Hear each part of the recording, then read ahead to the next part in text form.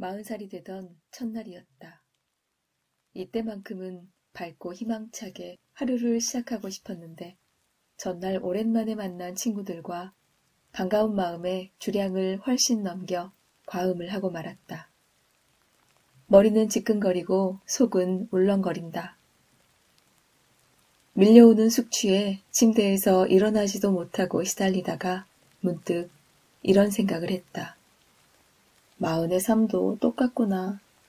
아니 예전에는 다음날 아침에만 고생하던 숙취였는데 이제는 이틀 내내 시달린다는 점이 차이라면 차이랄까? 새해 첫날의 그 예상은 완전히 맞아떨어졌다. 40이 됐어도 20살의 나와 별반 다를 게 없었다. 가끔 친구들과 질펀하게 퍼마시고 뻗는 나, 미래에 대해 고민하는 나, 인생의 의미를 찾는 나.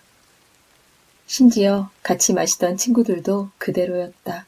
하지만 각자의 삶을 비교해보면 참 많이도 변했다. 20살에 처음 만난 대학 동창들만 해도 그렇다. 20년 전에 우리는 같은 학교, 같은 과에 소속되어 있었다. 기말고사에 우정과 연애는 물론 취직 준비까지 거의 모든 일상을 공유하던 사이였다. 하지만 이제는 여전히 꿈을 찾아 헤매는 주부, 삶이 피곤한 워킹맘, 일에 푹 빠져 사는 싱글, 남편과의 소소한 일상이 소중한 딩크족이 되어 각자의 삶을 산다. 20살에도 30살에도 다들 비슷비슷한 삶을 살고 있었던 것 같은데 어느덧 40이 된 우리들의 삶은 너무나 다르다. 우린 어쩌다 여기까지 온 걸까? 20살의 내가 40이 된 지금의 나를 만난다면 무슨 생각을 할까? 우선 회사원이 아닌 것부터가 충격이었을 거다. 20대의 대부분을 사회적 성공을 가슴에 품고 회사에 취직하기 위해 소위 스펙을 쌓으며 살았는데 그렇게 힘들게 들어간 회사를 3년 만에 사직서 쓰고 나올 줄이야.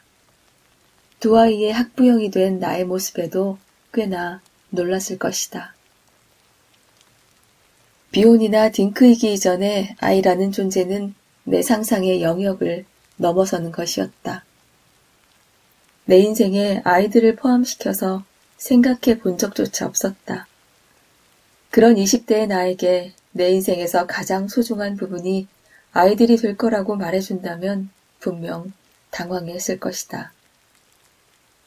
다이어리에 거의 매일같이 친구들과 만날 약속을 적어넣던 저녁 약속이 없는 날에는 누군가에게 전화해서 오늘 뭐 하냐고 먼저 운을 띄우던 20살의 나는 지금처럼 혼자 책상 앞에서 논문이나 책을 읽는 게 삶의 낙이라고 생각하는 모습을 상상조차 할 수 없었다. 분명히 거의 모든 면에서 지금 나의 삶은 20대의 내가 계획했던 모습은 아니다. 삶은 계획대로 되지 않았고 심지어 계획대로 이루어지던 시기에도 기대했던 것처럼 완벽하게 느껴지진 않았다. 그래도 삶은 계속되었고 생각지도 못한 곳에서 행복하기도 하고 불행하기도 했다. 삶이란 다수의 우연과 그 안에서 간간히 찾아오는 선택의 연속이다.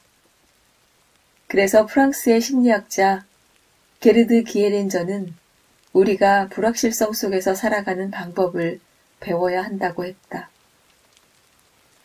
이는 반대로 말하면 우리가 불확실한 상황을 매우 견디기 힘들어한다는 말이기도 하다. 미래를 예측하고 계획을 세우는 것은 인간의 두드러진 특성이다. 계획을 담당하는 전전두엽의 확장이 인간 뇌의 특징 중 하나이기 때문이다.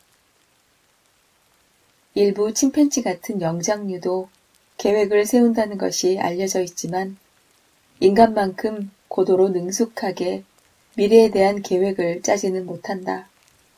어쩌면 예측하고 계획하는 것은 인간의 본성이라고 할 수 있겠다.